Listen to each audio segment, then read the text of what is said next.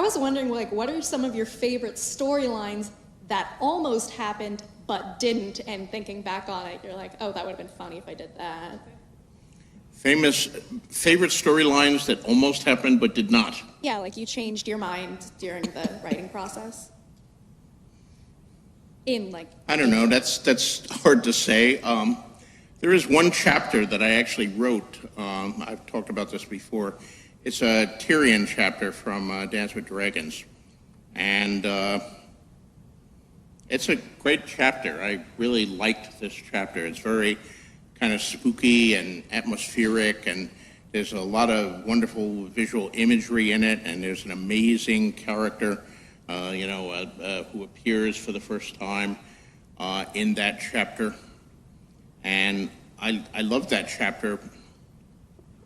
And then I realized that Tyrion had led me into a swamp, and that after this chapter, I didn't know what followed. Where do I go from here?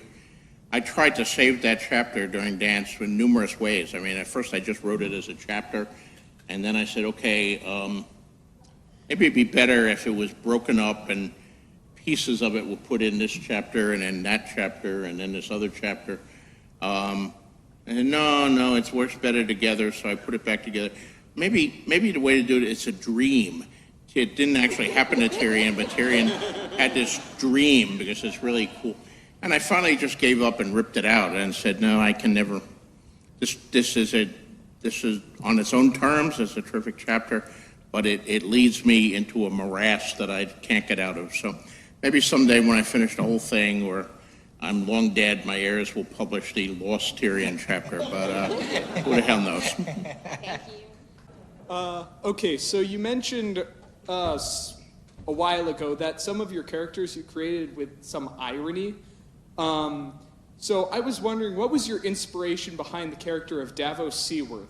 Because he seems to have a lot of qualities of your typical hero. Like he's, strong, morally just, and righteous. But with a definite difference in the fact that he's sort of at the end of his life, but his adventure is sort of beginning. Well, yeah, some people might say the same is true of me. I don't know where the particular inspiration came from. Davos, I needed a point of view into the Stannis camp.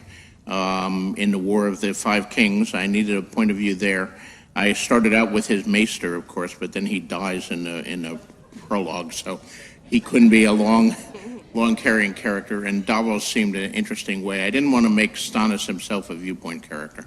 I wanted something external to that, because Stannis is a very complex character and a gray character. I didn't want to give you his thought processes, just his words and actions.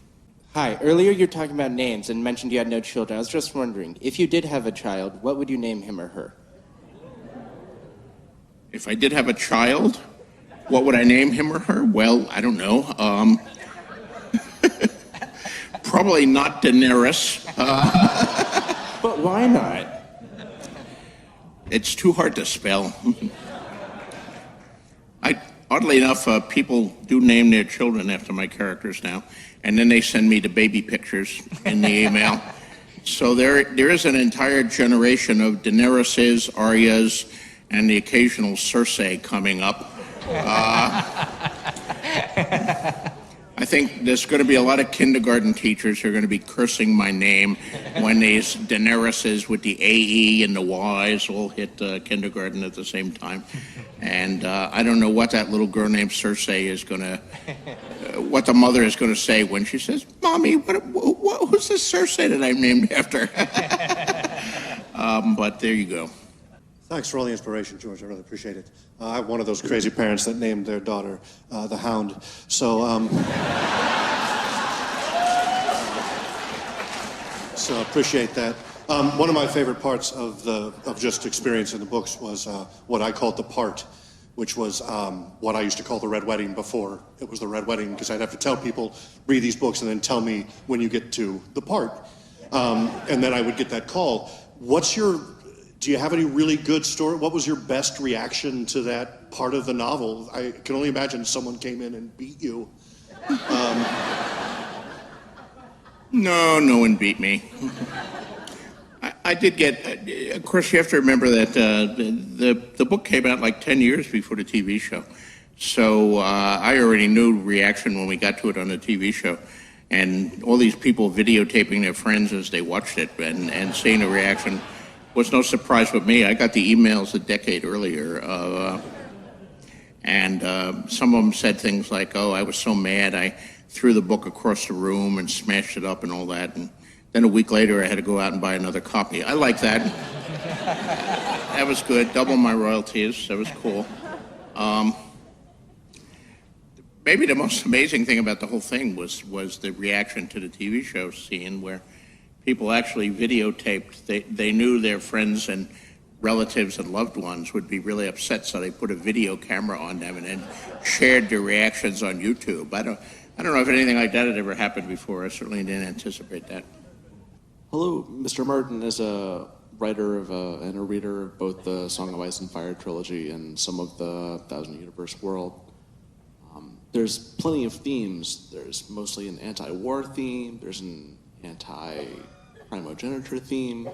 What would you like readers to take away from the words in the Song of Ice and Fire? And do you think that the show watchers will take away the same theme? Yeah, I don't really think in those terms about, this is going to be the theme of this book. I mean, books contain many aspects of life and love and the world and politics, and it's all grist for the mill, and you're all discussing it. And especially when you have multiple viewpoints, you have people looking at the world the same in different ways and having different viewpoints, and you give them each, hopefully you're as honest as you can to how that character would look at these issues, and they may not even agree with each other.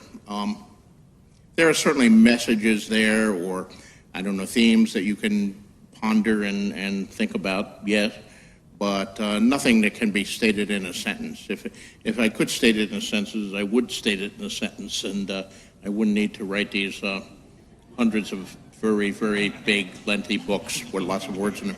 Really quick, there's a missing Clegane sister. She hasn't shown up, and I'm wondering if that character is shown back up in the story at some point. And then quickly as well, the red comet that's going around the sun, you stick the science lot, so it seems like it's gone behind the sun, and are we going to see its return trip? Well, I won't comment on future events, but I had fun with the red comet because that was one of the usual, let's show a portentous sign that every character interprets differently in their own favor. So I thought nobody else had done that quite before, so I had fun doing it. Hi there. I love your histories, so I had a history-based question. I was curious if Bloodraven took Dark Sister with him to the wall. Did Bloodraven take Dark Sister with him to the wall, his sword? Did Bloodraven take Blood Sister with him? Dark Sister. Dark Sister, yes, he did. Yes, awesome. Thank you so much. Yes. Hello.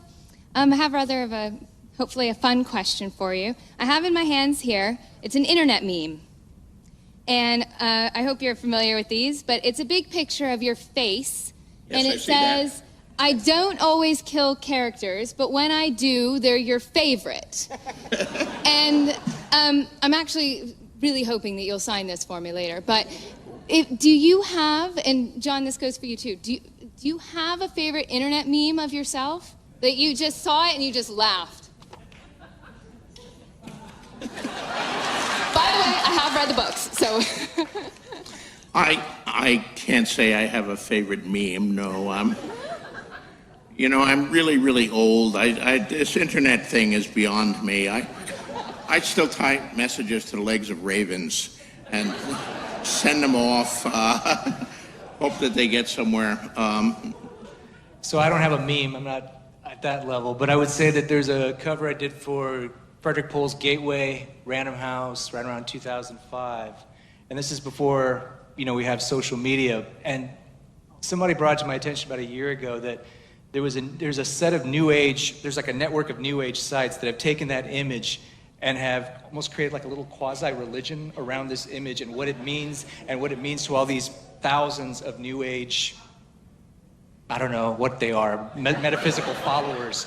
And I check in on that periodically, and every once in a while I feel like typing something in and just, no, I'm not that mean. But yeah, there's... You should do it. But yeah, that's the closest I've come to that.